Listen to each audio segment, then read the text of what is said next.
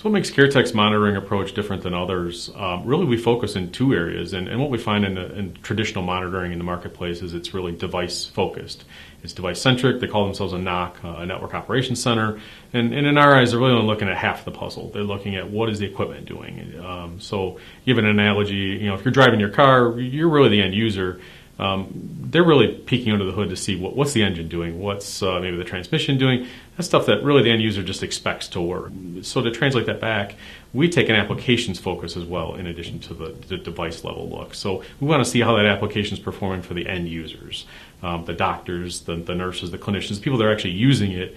Because if they're complaining about service or they're getting poor performance from an application, it doesn't really matter what the infrastructure is doing. You got to go back and see why is it. And there's so many moving pieces and parts to it that not only does that monitoring from an application's point of view point in a potential right direction to find out what the issue is, but at least to a faster resolution in most cases. And in addition to that, taking that same data now and building trending out. You can go back and trend what your application's been doing over the years, over the months. As you put new equipment in place or upgrade versions, you can get some nice holistic data that you can go back and look at.